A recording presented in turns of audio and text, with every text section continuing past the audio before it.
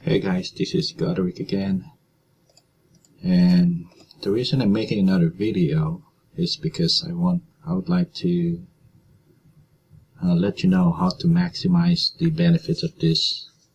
I would call it a flow budget.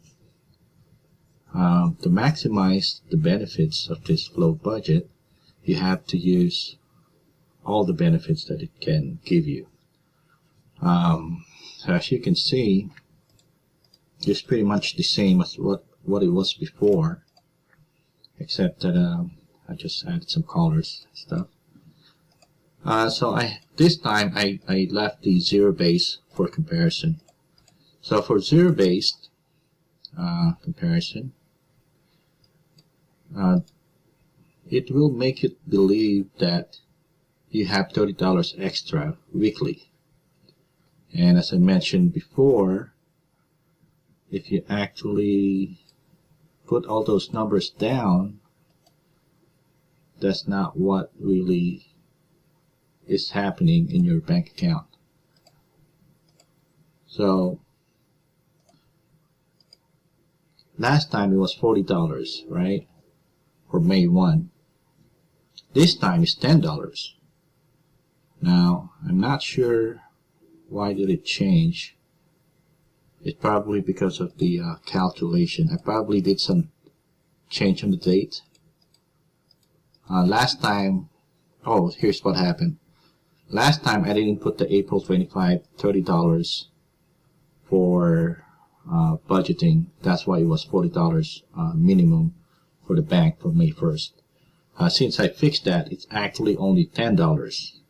So still not the same as with the zero-based balance. With a zero-based budget, it says $30 every week. With a flow budget, it says on May 1st, your minimum is $10. The benefit of this flow budget also is to make you understand whatever is in your bank is not real. What it means is that since you know the minimum balance is $10 on May 1st, then that means if it's $400 on your bank and your minimum balance is $10 on May 1st, that means if you spend, let's say you use your you just rely on your salary and you just use whatever in your bank, and there was $300 left, and on May 1st you will have negative $90 on your bank account. So using the flow budget, it makes you understand whatever's in your bank is not what you really have. Even though you can see in your bank you have $400, but based on your expenses, you actually only have $10 that you can spend. I hope this is making sense to you, but this is why I love this flow budget, because it's making me understand I have a lot of money in my bank, but it doesn't matter, because in the future it will be way lesser than that. So that's why I like this one. Now I also like this flow budget because it can encourage you to save money. So in reality,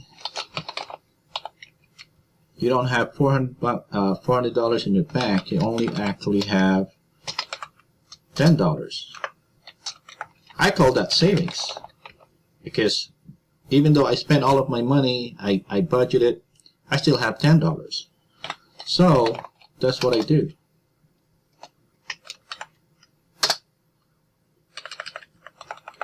I put it in my budget that I have $10 savings. In reality, that's the minimum amount you have in your bank in the future. So after May 1st, you would see on May 2nd, it will go up to $280. So that means my savings is going up from $10 to $280 just one day apart. So that's a big thing. So the savings is also changeable based on your expenses. But that will also change. Let's say on entertainment on April 18, you spend it, even though you budget $30, you actually spend it $50. So before May 1st, you need to come up with an extra $10 because you spent it $50 on April 18, because you know you're gonna lose money. So that's the good thing about it too. It's letting you you could budget it and change it. This is how I do it. Every time I have a budget, every day I change it based on my expenses. So let's say, okay, I got $300 in April 17, and then April 17 comes, and I found out I called in sick last week, so I'm only earning $290. So if I put that down in here, then I would know on May 1st I would actually lose that savings that I thought I would have.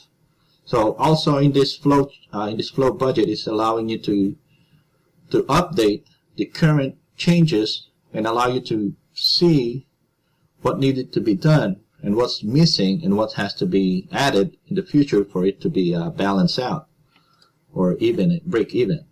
So that's what I do every day. I update this, and then the total changes, and I could tell right away what I should do, what I should have. That is why I know I'm earning less, is because on 2017 around March I will have negative balance. That's a long time, but I budgeted, and the money I only have and the salary they only have only gonna last me until March 2017. That's not good. The reason it went down that fast is because I have student loans coming up on February 2016, and that's a lot of money that's gonna be on my expenses.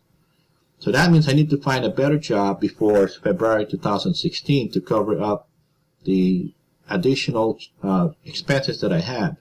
All of that, I made all of that decision based on this flow budget.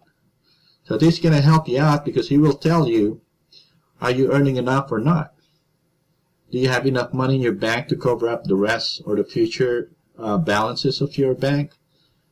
Do you have enough savings to even plan for a vacation?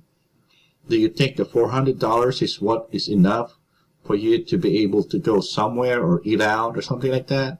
All those questions can be answered by this flow budget. That's what I like about it. The also difference between the zero base is that it's not really because in here they divide 4 for the rent, so you could come up with the extra. That's not entirely accurate, because not every month is the same. One good example is the one on October. If you would see here, on October you have 1 salary, 2, 3, 4, 5. You actually have 5 paychecks coming in on October, based on the example if you get a paycheck every Friday. So with that differences, the zero-based balance, the zero-based budget will not be accurate. It will be way off from the calculation. That's why I don't do this thing, because it's, even though you divide it by 4, even though that's not how it is, I use this one. This is more realistic to me, and this is it's beneficial by doing it like that. It's more accurate. So basically, to maximize the benefit of this flow budget, you have to look up for the minimum balance of the flow budget. You have to understand when, and then use those information to decide if you will either find a way to get more money, or if you will be able to spend more money. So that's why I said before, May 1st, I know I will have extra money. I said that before because I could tell in here my flow budget that my minimum balance is on May 1st. Now let's change this a bit, and let's see if we could do something, make it different. Well, actually, the only way we can make this different if we add more expenses. So let's say we have 600, and then let's say you learned that your groceries per week. Let's say every Saturday you do groceries. So let's say you spend, $100. So you can do this. That's 7.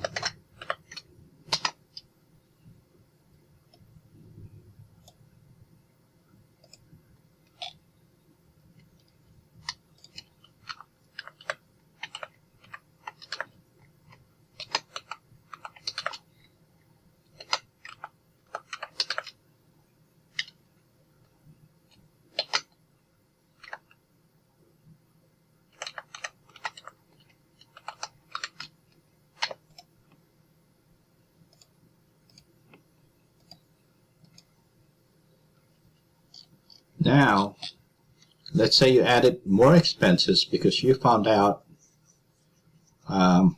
you forgot to add it, or there's something new, just like what happened to me in student loans. Is something going to be added on 2016. So if you add them to your budget, you would know your savings now change. It is now telling you that on April 14, 2016, let's take that out.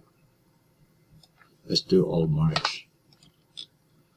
So on March 1st, 2016, you will need $2,000 and 110. That's the maximum that you will need to balance, to break it even.